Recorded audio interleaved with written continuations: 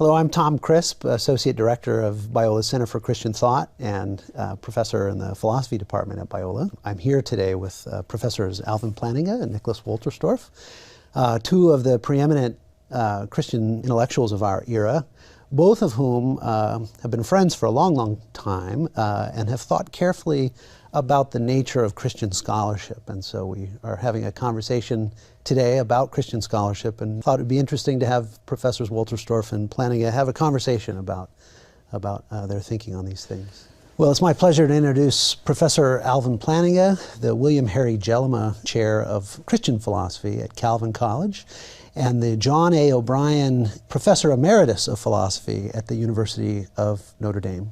Nice to have you with us, Al. Nice to be here, Tom.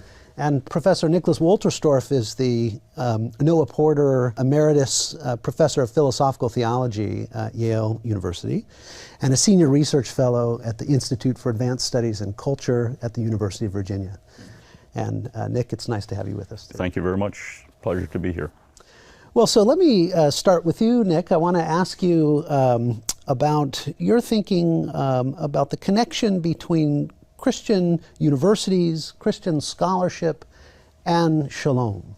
And you've written in various places that the job of a Christian university, a Christian college, should be more than just to help its students learn to appreciate high culture, learn to appreciate the beauty of art, poetry, and so forth, but that it should be to train students to be responsible citizens in society, and in particular to be agents of shalom in society. And you've suggested too, I know, that Christian scholarship can play a similar role, that Christian writing and researching can play a role in helping to bring healing to a world of suffering. And so I wondered if you could talk to us some about that. How can Christian scholarship play that kind of role? Sure, happy to, Tom.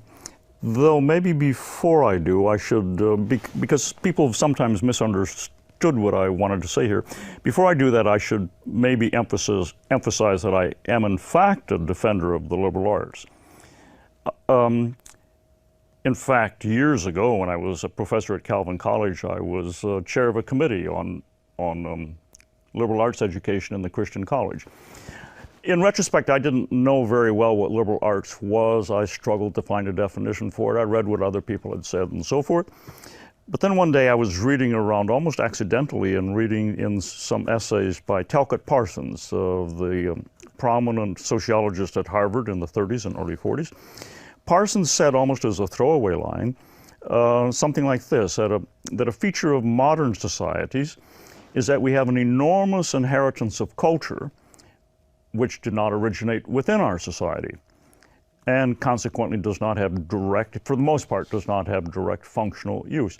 And that just struck me as perfectly obvious once it's said, but it hadn't occurred to me that we really are inheritors of a vast stretch of philosophy and theology and poetry and literature and art and so forth, which originated back in the ancient Greeks or medievals or whatever.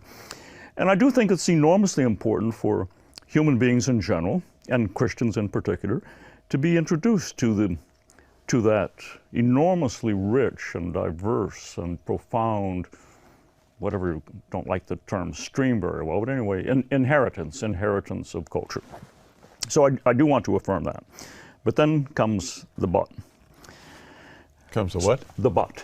The but, okay, right.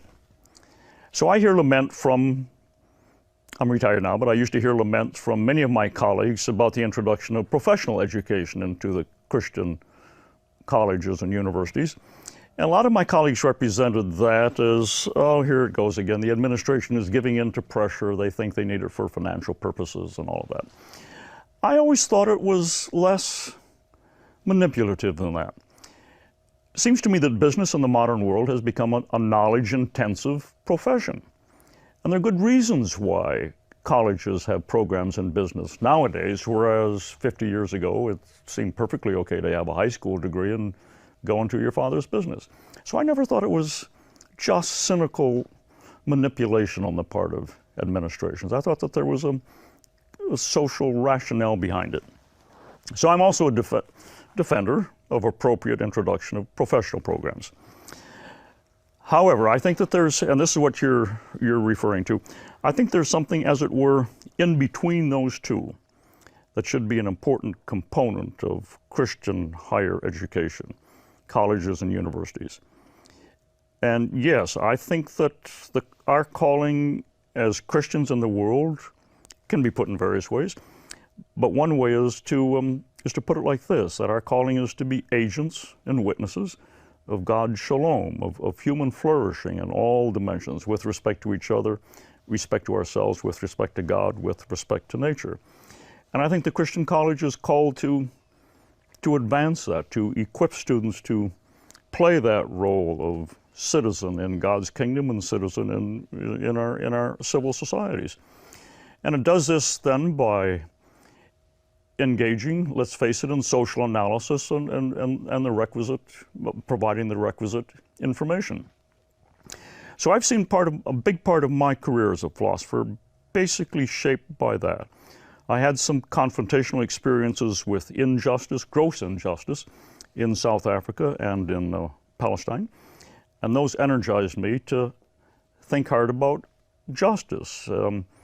Sometimes practical applications, in an earlier book of mine, more or less practical applications, and more recently more theoretical inquiry into what constitutes justice.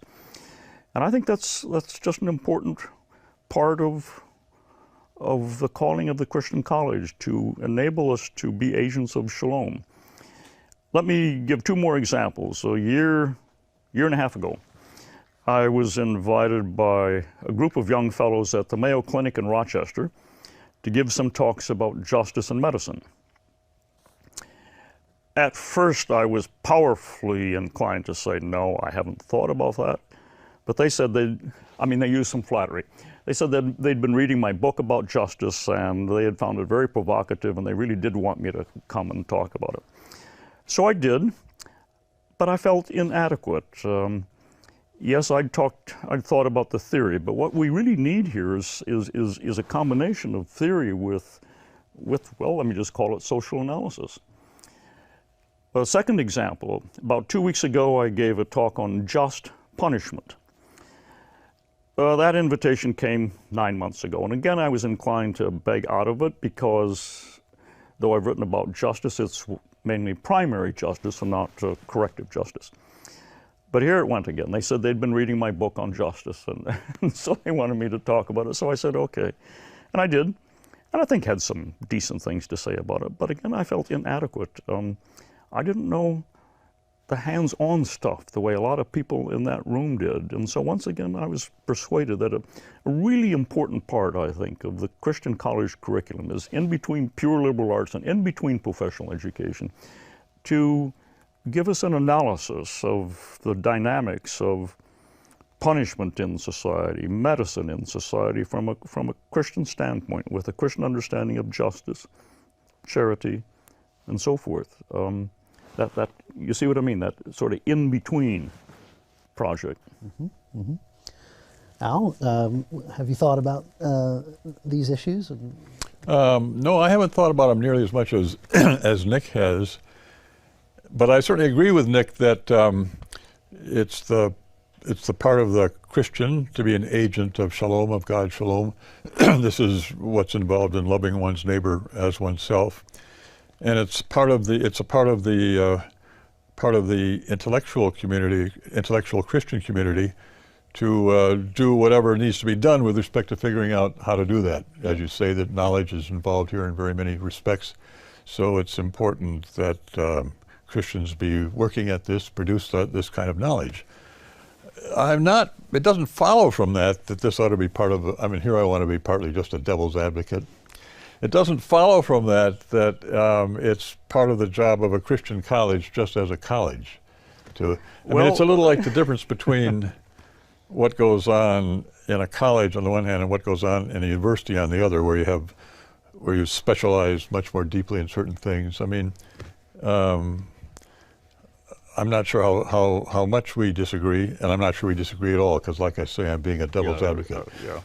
But I'd like to know. It, I'd like to know why you think it follows that this should be part of a Christian college. So I've got no special view as to whether it should be part of undergrad. What parts of it should be undergrads, what part grads, and so forth. It's just that when I look back at your and my teachers, college teachers, I think they basically had the attitude, I hope this isn't unfair to them, that if they taught us the basic principles of Christian thought, we could apply them. I now think that that's really inadequate. One has to work hard at those at the intervening steps. It's not enough that I had thought about justice. I was basically well, not completely. I didn't know as much as I wanted to about the health system in the U.S. to talk with any kind of authority to these young guys at Mayo. And I just wished I'd known more, could analyze it and so forth. Yeah. Now maybe that should be university level. I don't know, but it's not enough to say we'll give you the principles and then you just go and apply them. No, because there's but when we were undergraduates, you know, the question of learning a great deal about the health system probably wouldn't have been very appropriate. It wouldn't have been very, I mean, maybe if one wanted to take a certain kind of course in sociology, it would be. But it's one thing to talk about the responsibilities of the Christian academic or intellectual community as a whole, and it's quite a different thing to think about what ought to go into an undergraduate curriculum. And I guess we probably don't disagree on that. I suppose, but it seems to me if this undergraduate college has a pre-med program, as it did in our day, then it seems to me an important component of that is to invite these students to think about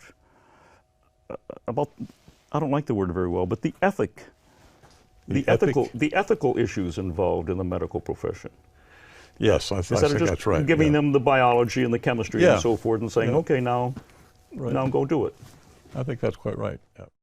Now, Nick, the picture you get in the Hebrew scriptures of shalom is that it's a full-orbed, communal sort of well-being. Correct.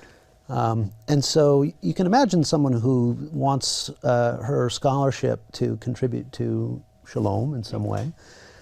Do you think there's any sort of pressure or any reason for one who wanted one's scholarship to be shalomic in this way to aim it in the direction of justice or suffering?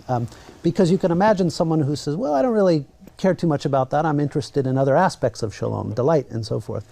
Is there something about the call of a Christian scholar, or maybe the community of Christian scholars, whereby we ought to be focusing a bit more on issues of justice in our scholarly endeavors? How do you?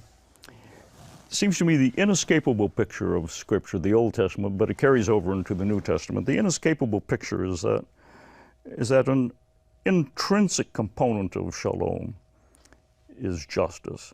It goes beyond justice. It may be that people are treating each other justly, but a terrible drought has descended and so they're impoverished and so forth. That's not truly flourishing. So it's more than justice, but it's always at least justice. So Christian organizations, in good measure, prefer to be development organizations or charity organizations to being justice organizations. And I don't fully understand that, except that I think that justice tends to be more conflictual. Nobody's going to be against establishing an orphanage in Honduras. Nobody whatsoever. Nobody's going to be against some well project in Honduras. You know, the villagers don't have adequate water, and so digging wells. But there's just a terrific organization based in Tegucigalpa, Honduras, Association for a More Just Society, and their explicit concern is justice and not to run an end runner around the government, to hold the government responsible for securing justice. And it's dangerous work. One of their attorneys was shot at point-blank range on a main street in Tegucigalpa. They get under people's skins. I was visiting them once, and the members of the organization were challenging head of a security organization. Honduras has all kinds of private security organizations. And the guy just blew his stack. He just became furious. Basically, he said, I'll do what I want to do, and I challenge you to try to stop me. Shalom there cannot be human flourishing as the biblical writers understand it. Shalom without justice in the interactions of people. let me change gears a bit, if I could. We had a seminar earlier in the term with the two of you and some of our other fellows from the Center for Christian Thought.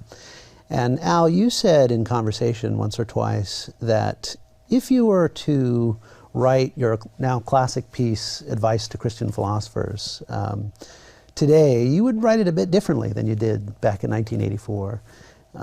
And so I wondered if you could share with us some about how you might do it differently. Yeah. And also maybe if you could think some about how the advice might extend to Christian scholars more broadly than just to the community of philosophers. Yeah. Well, I reread it after you emailed me about this sort of thing. And actually, I couldn't find much I disagreed with. It seemed to me to be pretty sound.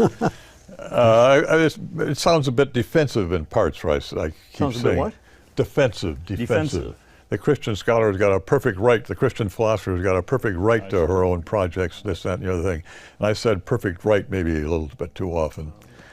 And also, something I should have added was, I think what I said in there was that Christian philosophers should carry on with integrality and with boldness, and they have their own projects. They don't just have to do things exactly as they're done in the Philosophical Academy generally. They've got their own projects, their own way of doing things.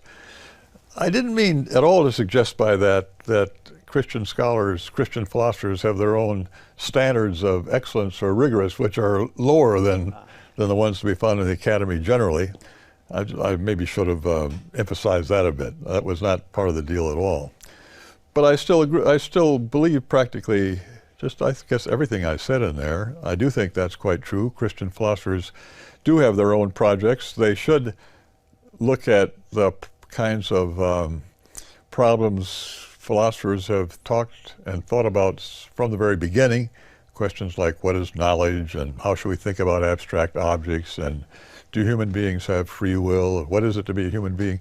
They should look at these questions and look at them from a specific Christian perspective. It's not that first they have to prove that the Christian perspective is correct by employing premises acceptable to everybody, whether Christians or not. No, they've got, as I said, and I'll say it again, a perfect right to start from a Christian understanding of the world, and then to address these questions from that point of view, make interpretations and so on from that perspective. And I guess I do think the same thing holds for Christian scholars more generally, not just philosophers, but other scholars. I really hesitate to give advice to people in other disciplines. It's sort of above my pay grade to say much about, things outside of philosophy. Just doing philosophy properly is hard enough without trying to give directions to the rest of the academic world. So I wouldn't think of it as advice, but more like suggestions that somebody might like to think about. And again, I'd say the same sort of thing there. Christian scholars generally in subjects like psychology or physics, or at least the interpretation of physical theories, quantum mechanics and the like, or economics or anthropology, or in many other areas. In some of these areas, how one understands a given phenomenon will differ as to where you start from, as to what kind of broad perspective you look at the matter from, or what context it's set in. So if you think about psychology, nowadays maybe something like evolutionary psychology in its various forms and manifestations is, if not the orthodoxy of the subject, very, very close to being the orthodoxy of the subject. And here the whole effort is to understand distinctive human traits and properties such as our humor, our love of stories, our behavior with members of our family, our morality, and our religion itself, to understand all of this from the point of view of how it all began back there on the plains of Serengeti, and how this particular trait arose either because it was itself adaptive, contributed to survival and reproduction, or survival through reproductive age, you might say, on the one hand, or else it's associated with some such trait. And this gets repeated, this same sort of framework gets repeated or applied to practically all important human traits. You can find evolutionary psychological analyses of all the properties I was just mentioning, and others as well. Well, it seems to me a Christian a Christian psychologist shouldn't just be, I want to suggest, not, I don't want to sound normative. I suggest a Christian psychologist might think about maybe not joining in on this venture at all, but instead looking at these same traits. Love, for example. How shall we think about love? Or hostility. How should we think about hostility? Not from the point of view of some story about how this originated back there on the plains of Serengeti, but how it fits in with our being created in God's image, and how it fits in with our having fallen and the like of that. And this would be one kind of example. Another kind of example, and then I'll stop, but if you think about quantum mechanics and physics, let's say, and interpretations of quantum mechanics, some interpretations of quantum mechanics don't fit well with Christian belief at all.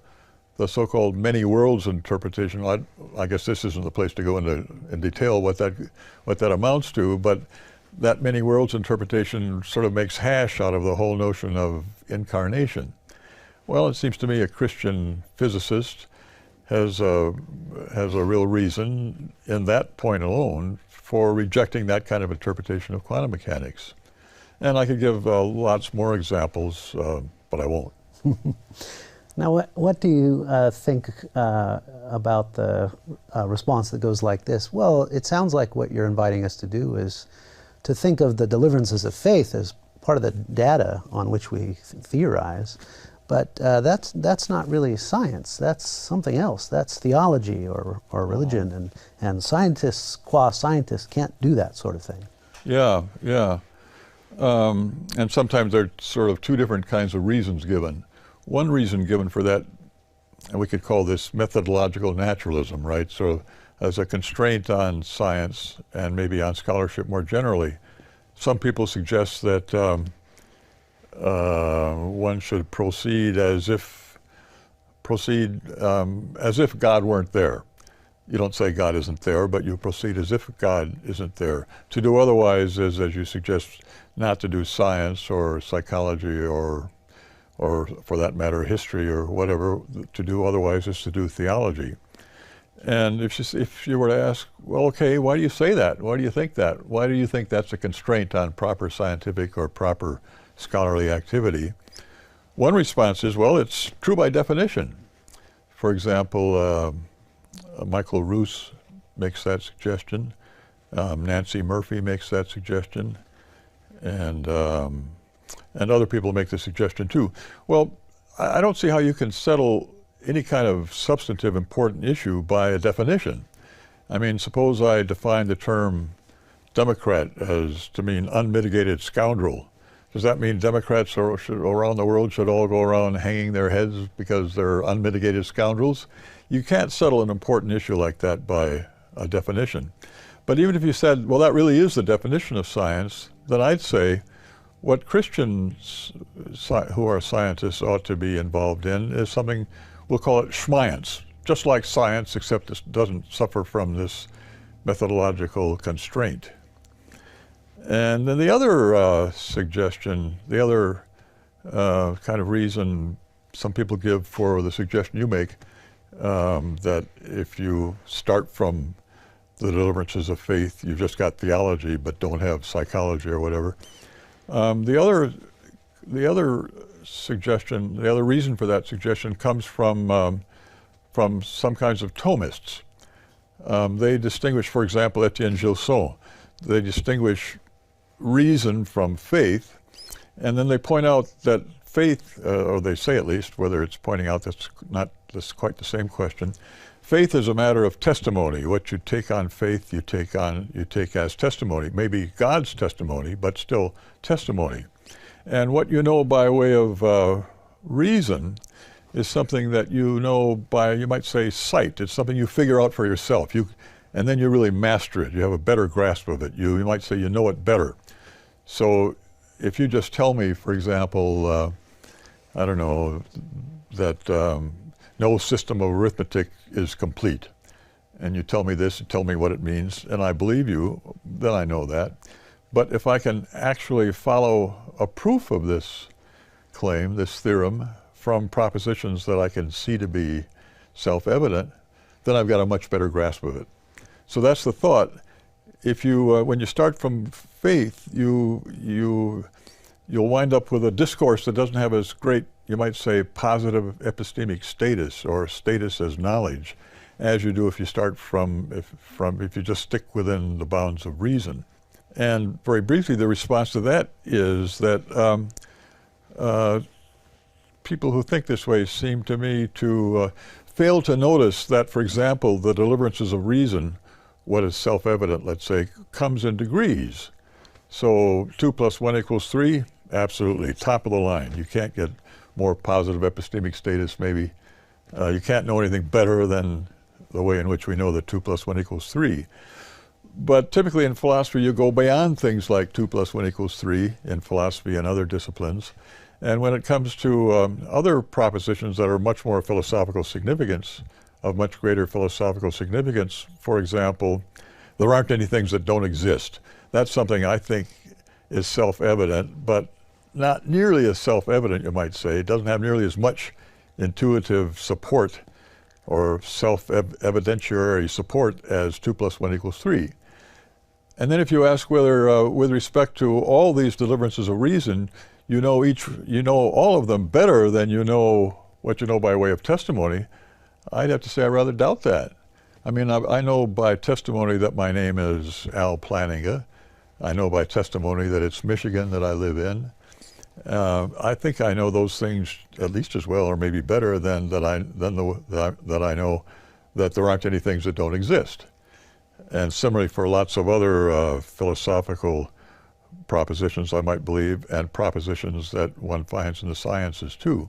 So I think, I don't think there's good reason to accept this constraint. Mm-hmm. Nick, I know you've written and thought about these kinds of issues. Did you want to weigh in? Well, I think what early in his discourse said, the Christian philosopher now, other Christian academics, but the Christian philosopher, should set his or her own project agenda. I think that's true, but only in a certain sense. Al mentioned the evolutionary psychology, and it seems to me the Christian setting your own agenda has to be understood in such a sense that the Christian won't just ignore other developments in his or her field. Not every development. Some developments in one's field are not worth paying attention to. But philosophy and the other disciplines, philosophy is an ongoing human dialogue. It doesn't belong to Christians, it doesn't belong to naturalists, it doesn't belong to Muslims, it doesn't belong to Buddhists, it's all of us together. And we set our own agendas, but in the light of what's transpiring in the discipline.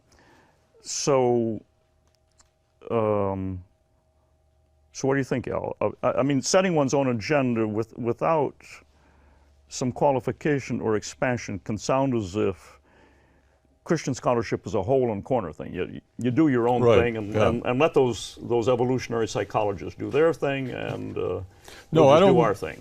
I don't mean that. I don't mean that as a consequence at all. Yeah. But it seems to me advice nowadays, at least. I mean, what kind of advice is relevant depends on the whole situation and how things stand at the moment. And at the moment, it seems to me that, say, in psychology, Christian psychologists, again, I feel very uneasy saying this because I'm not a psychologist. I don't know that much about it. My father was, but I'm not. Are much more inclined not to be a hole in the corner, to get into this corner and just do their own thing, but to do what's done in mainstream psychology. And of course, it's very easy to see why that would be the case. We go to graduate school, and in graduate school, the graduate schools we go to are substantially secular graduate schools. In graduate school, you learn to do things in your discipline. You learn to do them the way in which they're done in that discipline. And stepping outside that seems weird or strange or sort of like a weird uncle, something like that, you know.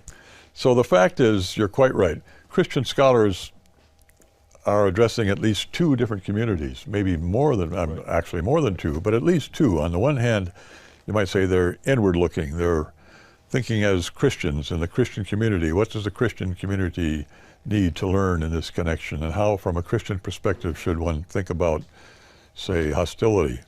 But on the other hand, they're members of a guild, and they play a part in that guild. So they're inward looking, but also outward looking.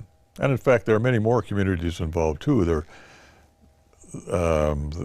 Christian scholars sometimes address other scholars, but they should also sometimes address the laity.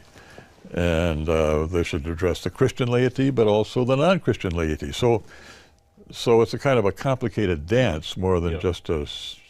So I think that's the advice that mainly calls for being given, but one wants to prevent misunderstandings. People misunderstanding the advice in such a way that, well, we forget what all the other people are doing. We set our own agenda. And in fact, what you were saying there, secondly, we're part of this guild, of this ongoing practice of philosophy, and you're in my case. And we as Christians do our best to be persuasive. We don't just stand on a Hyde Park corner and pronounce this is the truth of the matter, but do our best to get people to see things our way. Anticipating in advance that one will not be entirely successful with that. No philosopher is ever entirely successful in persuading any other philosopher of anything. So that's, but you do your best. You look for the pry points, as I sometimes put it, the points that the other person said, I hadn't thought about that. I'll have to go home and think about that.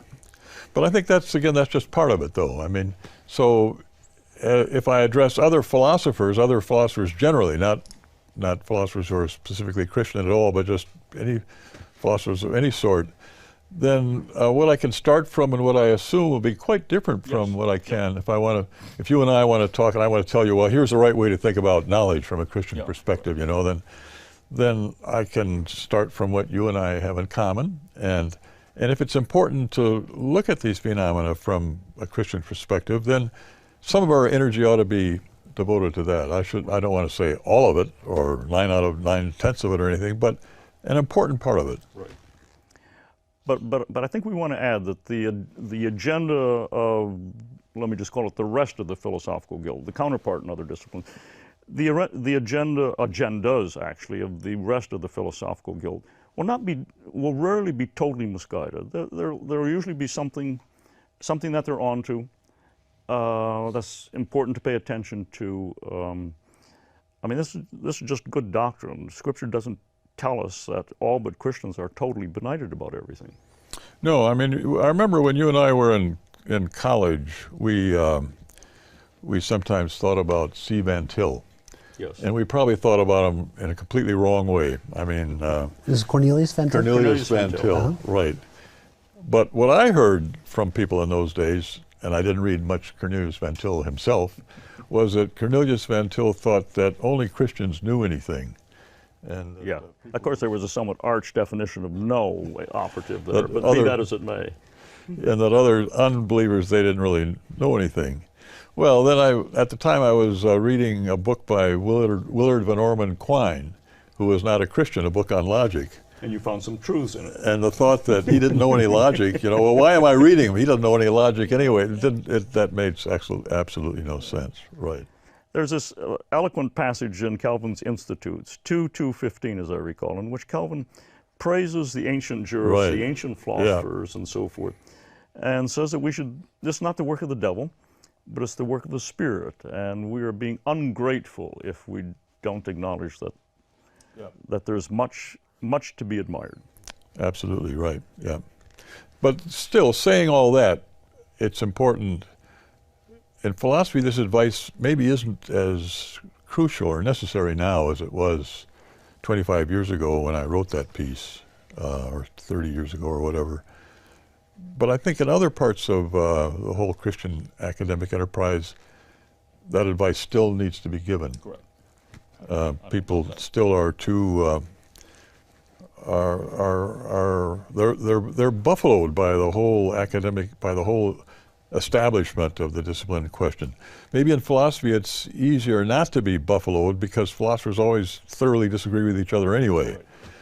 But in some other disciplines, there's almost a premium on fitting in and sort of a conformity with how this discipline is done. Do you think maybe one of the reasons why in philosophy it's not as easy to be buffaloed is because there is this large society for Christian philosophers where you can find community with other Christian philosophers? Do you think, each of you were involved in the founding of the Society for Christian Philosophers years ago, do you think that has played a role in creating space for Christian philosophical thinkers to be expressly Christian in their philosophizing? Well, I'm pretty sure that it has. It certainly is true that now there is much more such space than there was when the society began, and undoubtedly the society has played some role in that. But it is also true if you go back to that time, back to the time when Nick and I were in grad school, for example, there weren't very many. There wasn't any project of Christian philosophy. Catholics were doing their thing, but there wasn't any connection between what they were doing and what went on in the rest of the philosophical world. And in the rest of the philosophical world, there were Christians at places like Calvin College and Wheaton and some in many other places as well. But they were, for the most part, very low profile. For example, one of my teachers was William K. Frankena. I mean, people, that come from Friesland have names like Jellema, Frankena, Plantinga, Pausinga, Hoitinga, etc. This is Frankena. And he was a member of the Christian Reformed Church, a graduate of Calvin College, came to the campus chapel on Sunday and the like, considered himself a Christian. But you wouldn't be able to tell it from his work at all. There wasn't any, he never addressed any questions that had anything specific to do with Christian belief or anything of the sort. And partly the reason was it just wasn't the done thing. I remember also a conversation with Roderick Chisholm and Norman Malcolm. And Norman Malcolm became a Christian. And at the time of this conversation, he was sort of in process. And Roderick Chisholm never became a Christian, but he had leanings toward theism. And we three were talking about these things, and they said that they were really glad that they said this sort of thing has to be kept under our hats. I mean, if it gets out that we think this way, things won't go well, Now that sort of thing wouldn't happen anymore. So I think the society played a significant role, the Society for Christian Philosophers, but almost simultaneously, maybe a little bit before, I think some important things happened within philosophy in general. And that is the death of what I've sometimes called the policing function. When I was in grad school, when Al and I were in grad school, positivism was still, well, it was actually near death, but it seemed to be in its heyday. And the positivism was a sort of policing function. It went around through philosophy and said, well, that sentence has no meaning, that sentence does, that sentence has no meaning, and so forth. And in particular, sentences of metaphysics and of theology were, by the canon of the positivists, meaningless. And so it had this profound, well, function like a cop. You're not saying you're just uttering sentences, you're not saying anything. And then shortly after that, the brief life of Oxford Ordinary Language Philosophy, which consisted of chastising people by saying, but one wouldn't say that. And of course, by one wouldn't say that, they meant an ordinary speaker of the English language would not say that. And by that criterion, probably most of philosophy consists of things that one would not say.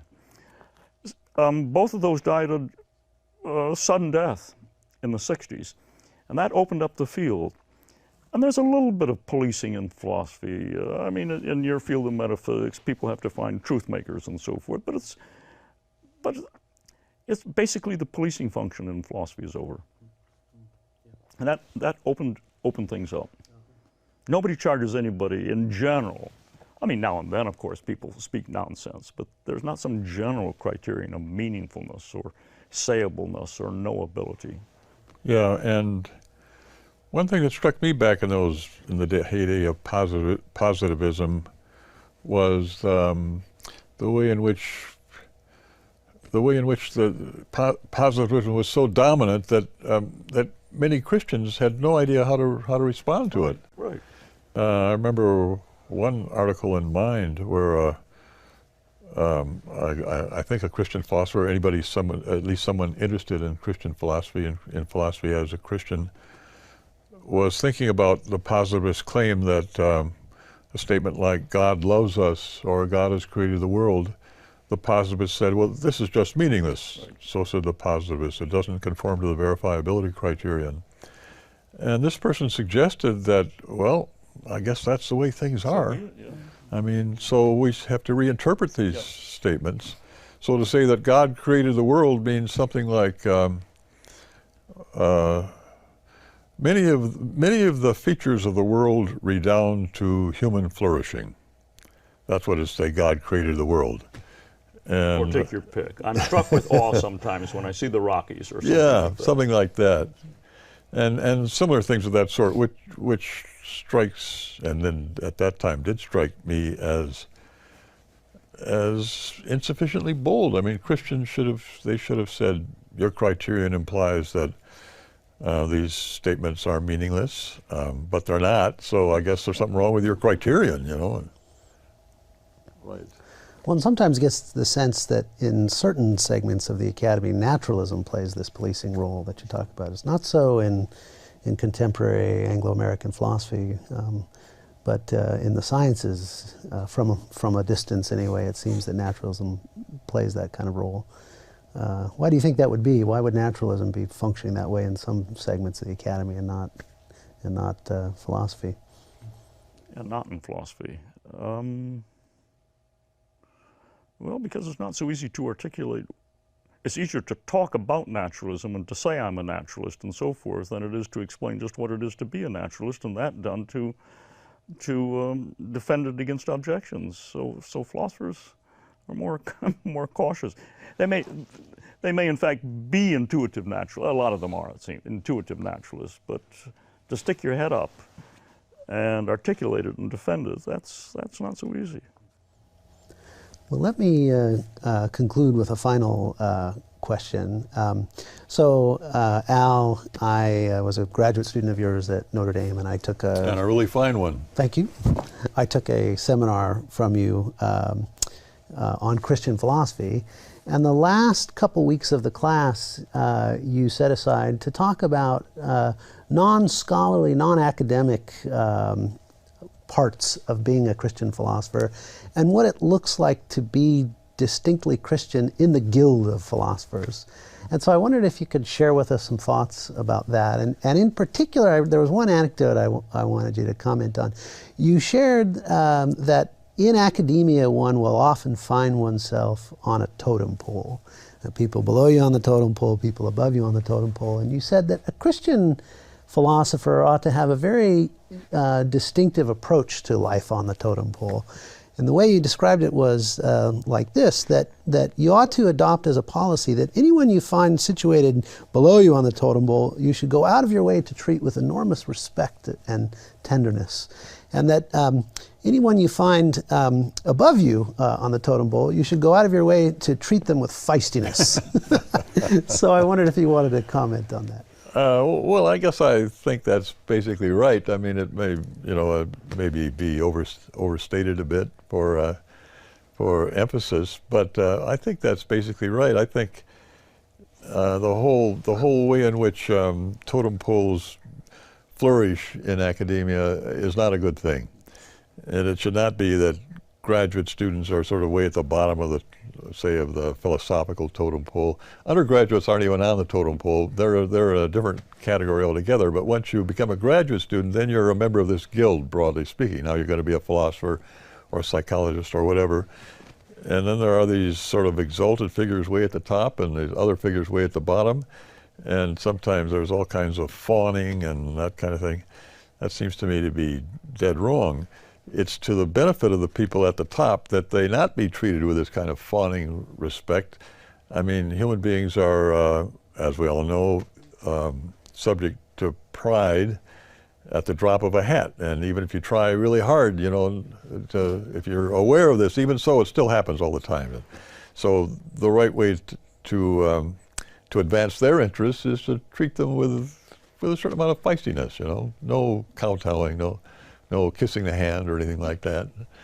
And on the other hand, as far as people below you on the totem pole goes, right, I think they should be treated with tenderness and respect, and that as somebody who, you know, really hasn't got anywhere yet or not worth much yet or anything like that. Those moments of that can really stick with someone. So I know a philosopher who, while a grad student, found you at a conference and had a question for you. And I don't know why, but there was media there, and they wanted an interview with you and to film maybe a news segment with you or something. And this friend of mine was so impressed that you put off this group of media for, I guess, what was a long time, so you could finish this conversation with the graduate student. And he remembered that for years. And just these kinds of mercies that you described. Yeah, well, I don't claim always to be able to follow my own advice here, but for example, I was at one time at a conference talking with a couple of graduate students who were standing up at a smoker, and a very distinguished philosopher from Europe came and wanted to talk to me and just stepped right in front of these students and kind of pushed them out of the way, which I thought was appalling. So I stepped around him and talked to the graduate students Kept again. the conversation going. Yeah. Yeah. Well, Nick, I know you've thought about these kinds of issues. What, in your thinking, are the marks of distinctively Christian presence in the academic life? Well, one mark is related to what Al was saying. I think a mark of the Christian anywhere, but certainly in the academy, is that we will never demean anybody. We will never, well, that's the best word. We will never demean anybody. And this is connected to what Al was saying about the people lower on the totem pole. There's let's face it, a great deal of demeaning talk, abusive talk in the academy. It's often highly articulate. It's not always totally evident that's what's going on, but that is what was going on.